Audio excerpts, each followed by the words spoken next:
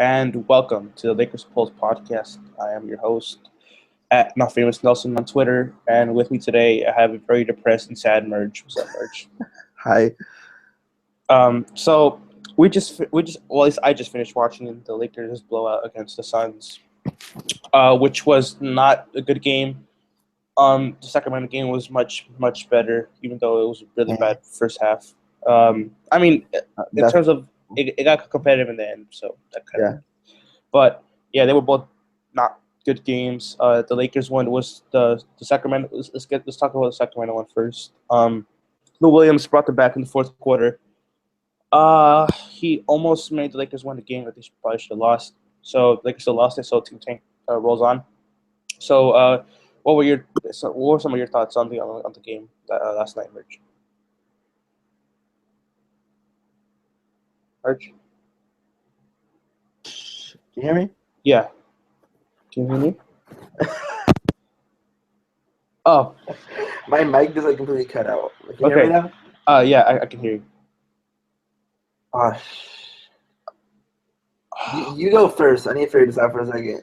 All right, so I'll go first. The Sacramento game was not particularly good in any way, honestly. I mean, Boogie had a really monster night, which was expected for a star player. Not really surprising at all. Uh, D'Angelo had a rough first quarter and turned it around towards the second, the third, and then didn't play in the fourth quarter. So that was interesting. Honestly, probably the biggest takeaway for me was Luke getting benched. I mean, honestly, not Luke getting benched. Luke benching D'Angelo. It was probably the biggest thing from the game to take away from. I don't think that D'Angelo should have been benched at all. Especially when they were coming back. Okay. You're Okay. good. You're good. I'm good. Yeah. Sorry. All right. You cut me off midstream. Whatever. This podcast goes off the rails anyway, so this isn't anything new. Merge. Go ahead. Give me your thoughts on the freaking game. Okay. So, pretty much the game was it was a really bad first. The starters came out really flat. Then the bench didn't make any better. Third quarter came along. D'Angelo came out way more aggressive. He got like 4 shots up in the first 3 minutes of the third. Made a couple, got to the line. Then he came out. Bench came in. They went down by about 17 points. Then Lou Williams just went, God mode for a good few minutes, and he brought them all the way back and scored 19 in the fourth. Lakers were dominated by Boogie the whole game. Completely dominated by Boogie. Almost had a triple double. It was really reason they were just giving the ball to Boogie, and he was going 1-on-1 with Larry, who is much smaller and much shorter than. Not much shorter, but he's not heavier than Boogie, that's for sure. He's not stronger. He's not stronger than Boogie, that's for sure too. Mm-hmm. And they just kept scoring, kept getting fouled. Boogie missed his second free throw with about 6 seconds left. Lakers were up 1, or about 9 seconds left, and then Lou got the ball, no timeout, then shot up a stupid, off balance 1 foot 3-pointer that didn't even hit rim. And it was an ugly game. I was kind of happy that they lost, opposed to because there was a lot of veteran play in the fourth quarter. Yeah, and it was like Lou, Nick, Dang, Clarkson, and Larry and Tariq Black were the only guys who played and Ingram who played in that fourth quarter. And it was mostly just give the ball to Lou, let Lou do something. Give the ball to Jordan, let Jordan do something. If Larry is open for an easy little floater, then you give it to him. But they didn't give it to him, even though he was open a lot in that fourth quarter. And Lou got hot, and if the Lakers would have won that, it would have been such an unnecessary win. Yeah. A guy that's potentially going to be gone in the next 7 days wins you a game and hurts your chances of, keeping your pick. I mean, if they would have won that game, I might have been as upset if they lost it. I mean, the biggest issue with that game was just D'Angelo and Julius didn't get minutes in the fourth quarter when Julius was having a decent game, and D'Angelo had a strong third quarter and he was taken out. I know he had 5 turnovers. The whole team had struggled with turnovers. They had about 22 turnovers in that game, something like that. It's just, and I understand Lou was super hot, but Jordan didn't do much in that fourth quarter. He might have had 1 or 2 steals that turned into layups or something like that, but it was just dead offense, and Lou got hot, and that's been the Lakers season most of the time. It's been Lou and other guard at the end of the game if the game's close, and Lou is the offense. Yeah. There's not been many times. Only game I can think of where they went to D'Angelo down the stretch and it worked was the game against the Nuggets when him and Zubac both had really good games. D'Angelo hit a little elbow jumper to pretty much seal the game. That's the only game I can think of when D'Angelo was given the ball and they said, "Here, you win us the game. You make sure we win this game." I mean, there's a reason Lou is 4th in NBA in fourth quarter scoring because he gets the ball a lot, and the Lakers have been in a lot of close games. Mm-hmm. And I mean, Lou's the reason why they're in those close games because they come back in the fourth. Yeah, and I mean, like it's pretty easy for him to score so many points if that's all you're looking for. Because he plays the shooting guard role, even though he handles the ball like a point guard, or he handles the ball as much as a point guard does coming off the bench. Yeah.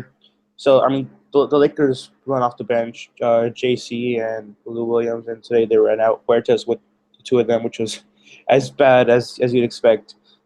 But going back to the last game, I think when Lou gets hot, I mean, as far as his trade value, I don't know if it really impacted his trade value that much. Like, it's kind of like whatever, because like I'm sure that execs already knew that he could do that. I mean, it's not like he did something new, like something game changing, where like he had like 10 assists or something like that, or like a pretty good impressive amount of rebounds, or played really good defense. He just kept doing Lou things, and I mean, it's not exactly boosting his trade value. I mean, it's a good image for sure that like, oh look.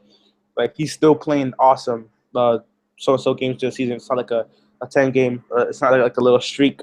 And I mean, that like you said, it would have been really frustrating if the Lakers won that game because it was just the vets winning the game. And you know, we in the Slack chat we constantly talk about like what do we want for the rest of the season, and like keeping the pick, losing the pick, and like whether how the Lakers do that and all that stuff. And you know, we constantly talk about the Lakers. If the Lakers play the young guys, then we're happy. We're happy if we keep the pick, lose the pick, whatever. If they play well, obviously that's the best case scenario for the Lakers. You know, improve internally, because there's no point of having like a bad or like a trending down core and then bringing in another player, which that's not exactly like helping as much as your players already improving. So I mean, as awesome as it would be to bring in Fultz, Lakers are probably not going to get the first pick, and after that, then it's all a bunch of like players who are like fill roles, but not all the roles like Fultz does. So it wouldn't exactly be, you know, like it's much better for the Lakers to have their core play really really well, and let them get the playing time. See, it's fine if we showcase Lou. That's one thing. And I don't really think that they're doing that. So if they're not doing that, then you still play D'Angelo.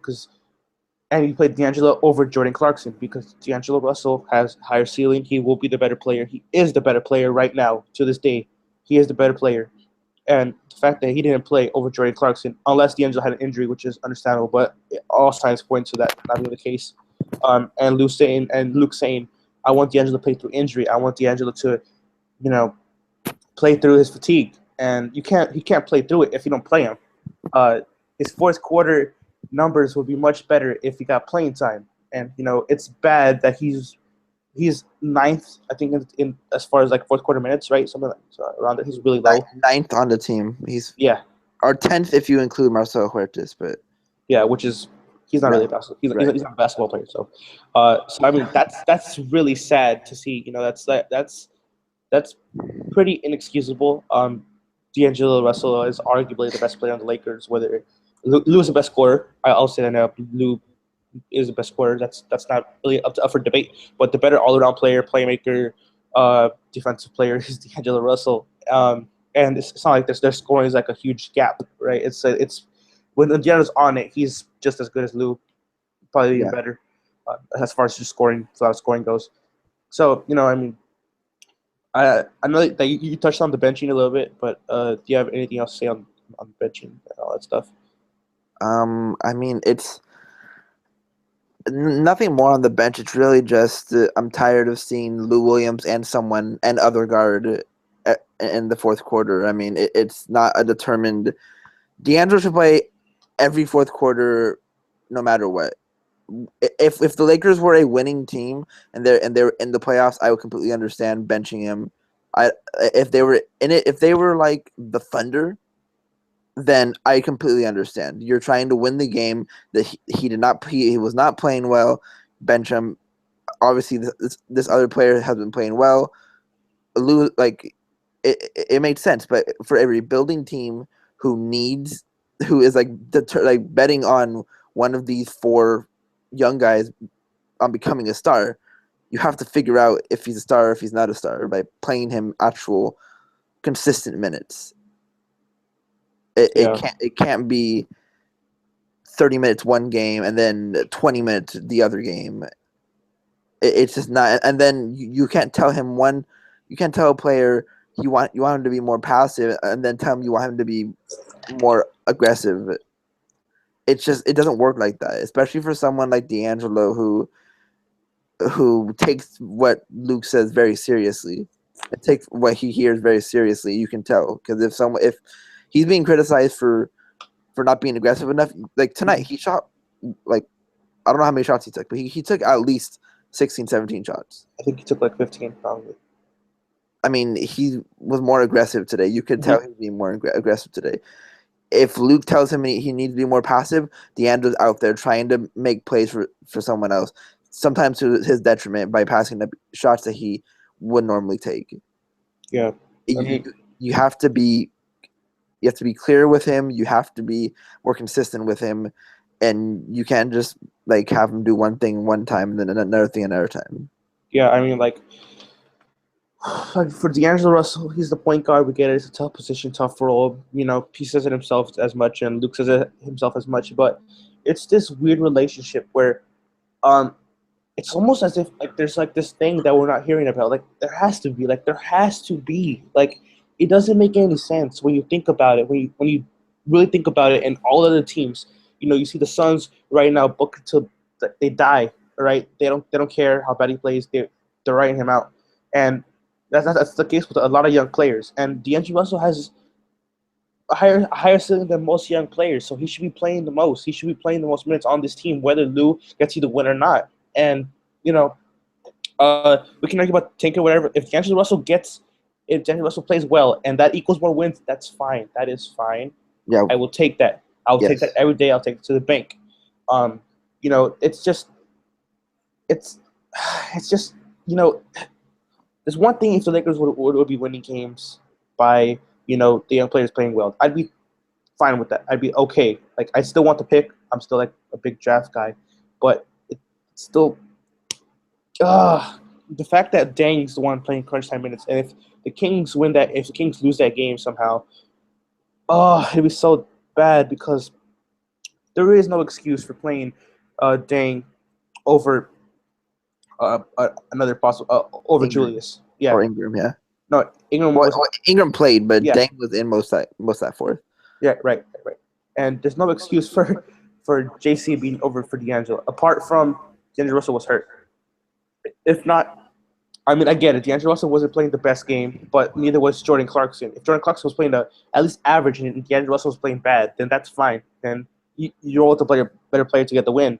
But in this case, where you have like obviously the better player with the higher ceiling, and he's still not getting the playing time, and it stays given to Jordan Clarkson, who's he had some really bad possessions defensively. Like, they were just Oh bad, man, bad. he lost a Flalo and Macklemore so many times, and Yeah, Collison like so many times he lost them, and they had wide open threes.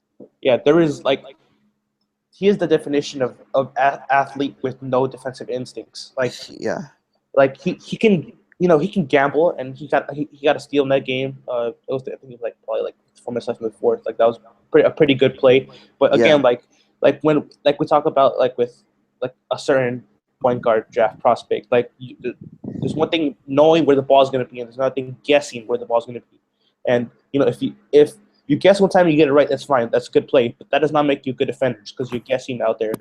And when it comes to play, fundamental defense, like sticking to your man and stuff, and making sure you know where he's going to go, I mean, that's important. And there's no reason why Jordan Clarkson should not be at least an average defender, and he's not, because he's just he's bad.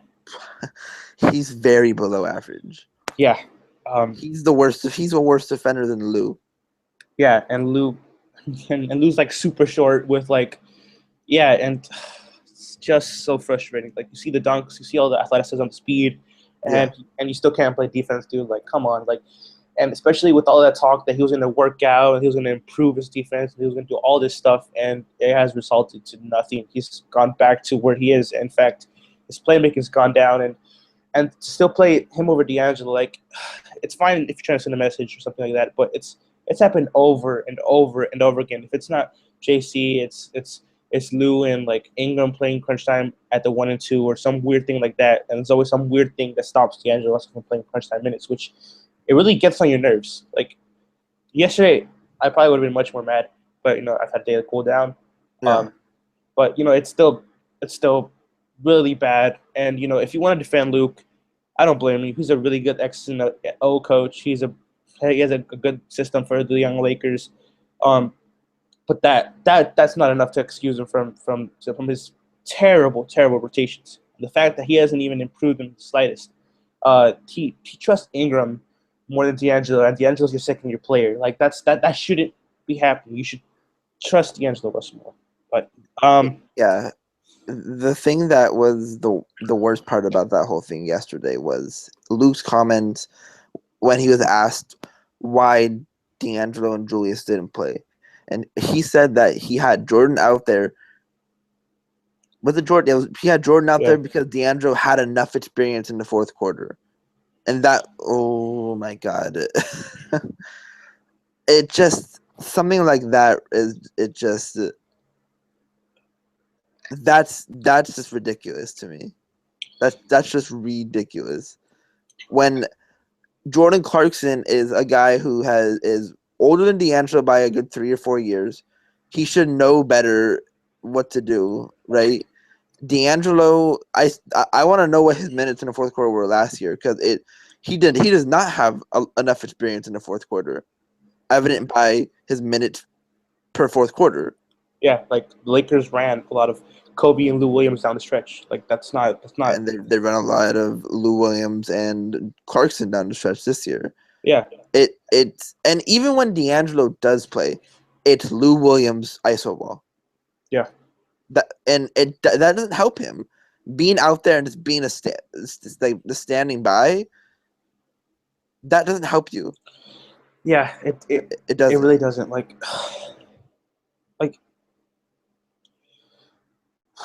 man, like, it's just like D'Angelo Russell, like, Luke, he really needs to fix his rotations, because when you say that Jordan Clarkson, a player who has been in the NBA for a year longer than D'Angelo Russell, he came out as a senior or whatever, but whatever. But he's a year younger than D'Angelo. He's been in the year 1 year more than D'Angelo Russell in the NBA. Like, he played crunch time for the Lakers when the worst Lakers team ever.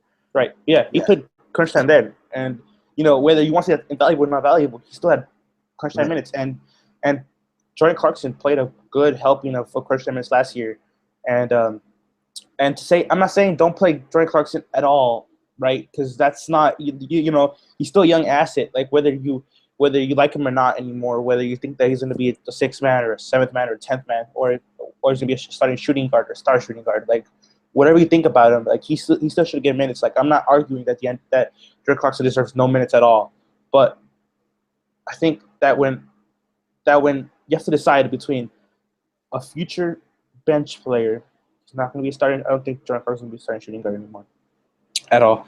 He's going to be a bench player or a superstar potential player. The choice is kind of obvious. Like, I'm not saying that D'Angelo Russell deserves like immunity. I think he's pretty close to deserving that. At least this year and maybe like most of next year. And after that, then you figure out where he is, right? Because he's had enough time to develop. Yeah. But like D'Angelo Russell is at a point where like he should be playing the most minutes on the team, and like his development comes first over anything. And him and Julius Randle as well, and Ingram. Like he's playing Ingram the right minutes, but it's just this thing with Randle and D'Angelo. It's just super weird and frustrating. Yeah. And it's not even that like, oh, it's an old school mentality that like we can't do that. So it's honestly like really disappointing to see it. I don't even think he doesn't have that Byron mentality. It's just he doesn't know what to do right now. Yeah. That's really what I think. I mean maybe this never develops. That's definitely a possibility. But I'm not gonna like. He's not like Byron in a sense. Like we know Byron didn't want to play those young guys. Mm-hmm. Like, but I think Luke wants to, but he also cares about winning a little bit too much than what we're ready for, and he just needs to throw out those young guys. I mean, I really think the next rest of the season it should just be D'Angelo, Julius, Ingram should all play 30+ minutes. Mm-hmm. And Clarkson, Zubats, and Tariq Black should play, and Larry should play 25+ minutes, or whatever. And you see what you have from there on out. You let them do their thing, and then after that, and then you'll go on from there. I mean, it's very frustrating. But I also try to remember that Luke he is 36. He is still learning. This is really only his 4th year of coaching in general. He has the potential to be a very good coach. He just has to be able to manage rotations. That might be his only problem, but that's such a big problem. Yeah, that's a huge problem. That affects a lot of things. Yeah, I think the worst thing that could happen to the Lakers was the bench playing so well. He's just riding that until he dies. Like Ben put it best, where he says that he's riding it as like a life raft with a bunch of holes in it. Like he's just gonna keep riding it Yeah. until he sinks. And you hope it's not gonna come to that where like he sinks, but I think that's where it's heading right now. It's gonna sink. Think about it. All right, like my bench is not good, so like. I'm not saying that the bench is like terrible, but it's not like amazingly great. Like this thing that you go to every time that like, like the starters aren't always going to play well, and that's why you have a good bench to back them up. But this bench isn't good enough to carry the starters anymore. It's just not that good. Ingram's not on the bench, which say what you want. Going from Ingram to Dang, that's a downgrade for the bench. Ingram provided some defense, some pace to the bench, and so that's made it take a hit. But obviously, Brandon Ingram's development comes first over winning games. So I can live with that. I think that most people can live with that. Mm-hmm. So I think that we should probably just transition to the next game, which I really don't want to talk about. But I mean, it was just the Suns did 2 things that whole game that destroyed us: lobs and open 3-pointers. Yeah, and that I don't know how many dunks in general freaking Marquise Chris had. He had like 7, right? He had to have like 6 or 7 dunks. He had quite a good amount. Tyson Chandler had a couple. T.J. Warren, Devin Booker, even Eric Bledsoe. They all had, and then, I mean, it also didn't help the fact that the Suns were making everything. But I mean, there are a lot of missed rotations, and I actually thought D'Angelo played good defense today.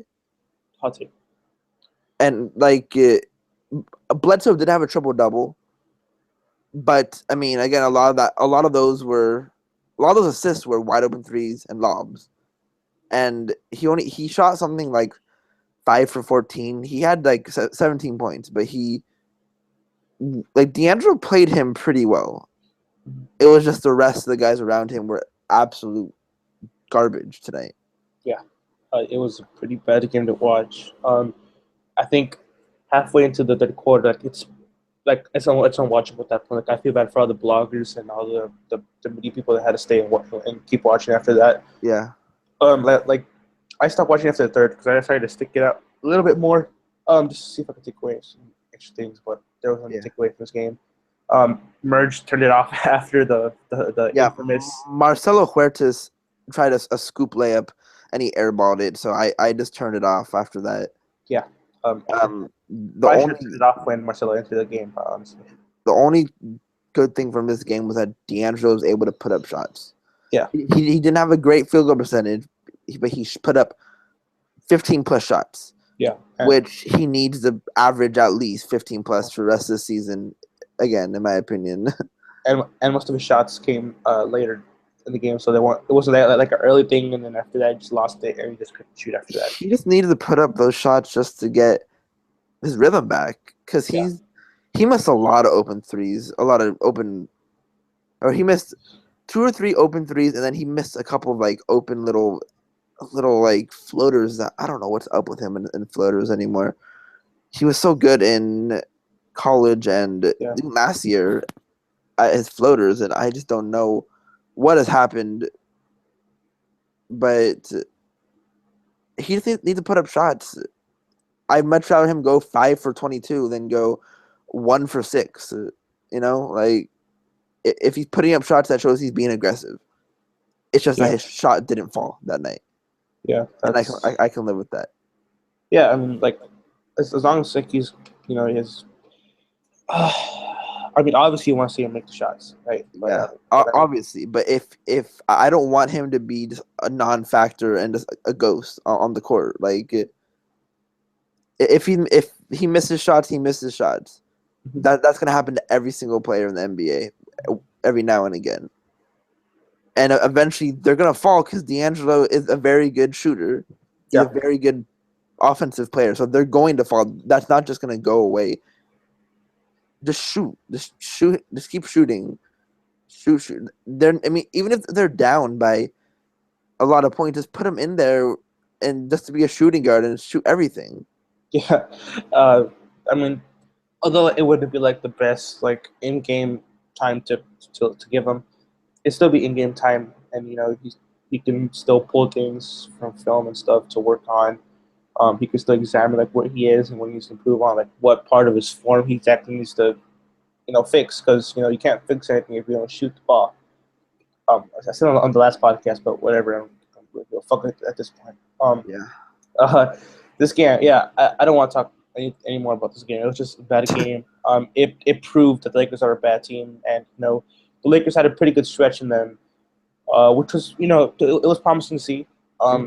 It didn't result in that many wins, but it was still promising to see. But I think that this is kind of a sign that, like, unless something drastic like a Lua trade happens, that the Lakers are going to keep trending this way. So that's a great transition into our next topic, which is about Lou Williams, and that the Lakers have a Lou Williams problem.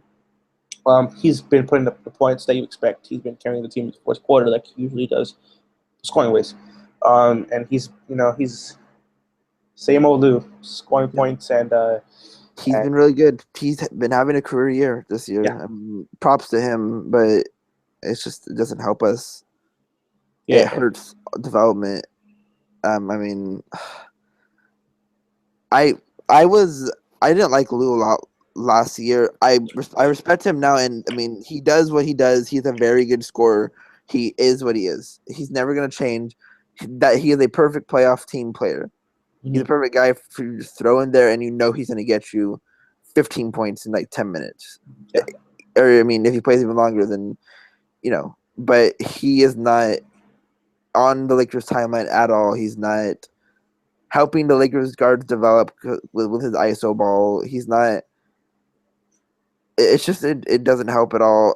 It looks like it's a very good chance that he will be traded, and the Lakers are talking to a lot of teams and are trying to work out a deal with somebody, and it's very promising. I just don't want to get my hopes up completely because if it doesn't happen, then I'll be like crushed, kind of. Yeah. But it's just hard to watch games right now with him, taking over games. Yeah. It just becomes like the Williams show, and he's not apologizing for that, and I wouldn't apologize for that either. My job is to score, and I'm a scorer, and I don't care if you have to develop players. I don't care. You're paying me to score, so I'm a scorer. I'm gonna do my job. Um, and one thing I forgot to mention is what he offers for the culture. He's a great culture guy.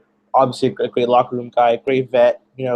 Great to have around. The guys all love him. He's a rock. If something happens, you go straight to Lou Williams. Yeah. That kind of guy. 100% sarcasm right there.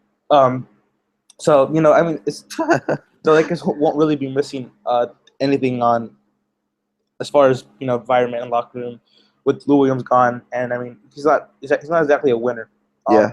He's not exactly like oh yeah, like I've been through like a championship run. He hasn't. So it is what it is. Lou Williams better be traded. Yeah. It's best for the development. It's best for heck even now, make the games more watchable. Yep. Because when you see Lou Williams making shots and D'Angelo still checking into the game, then odds are D'Angelo might not even play the fourth quarter. So Yeah. that's pretty painful to watch with the already bad Lakers team. The Lakers are honestly they should be firmly in the running for the top three worst schedule, which could bring along a good prospect the Lakers need. Yeah. Um, so I mean, what do you think that the Lakers are exactly right now, Merge? Do you think, or at least what do you see their outlook? Do you see them, having another good stretch in them, or is it all going to be like around this bad area? I think it all depends on one, if Lou gets traded, and two, if D'Angelo has a nice little stretch at the end of the season. Well, I think even if D'Angelo does have a nice stretch, the Lakers could probably lose a lot of games. I think right now we're pretty much we're near, not guaranteed, but even without Embiid, Philadelphia is looking good, and that's our only competition in that top three, because the Suns are going to stay in that top three. I think Lakers, we're going to have another very stressful lottery night again, but it's I don't know. I think we are going to stay the way we are. We're going to win around 25, something like that. Yeah, and that's fine. It's an improvement or whatever. Like it's not. It's an 8-game improvement. So Yeah, I mean, like you take what you can get at this point. Like this, if it's 8 games, that's fine. You'd hope that the young guys would at least close out the season better than they're playing right now.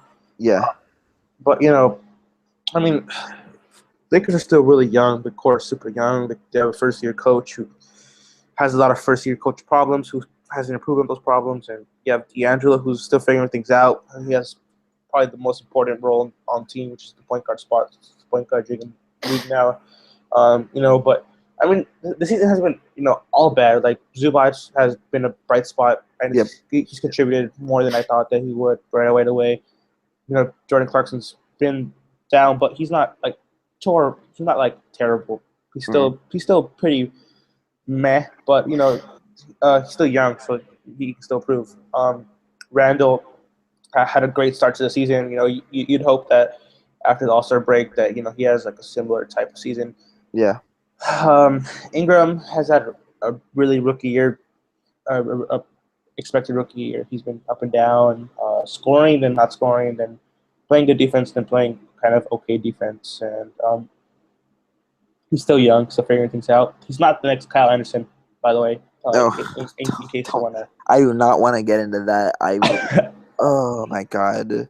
All right. So just yeah, I think that before we get into that whole thing, we should probably just end the podcast. Yeah.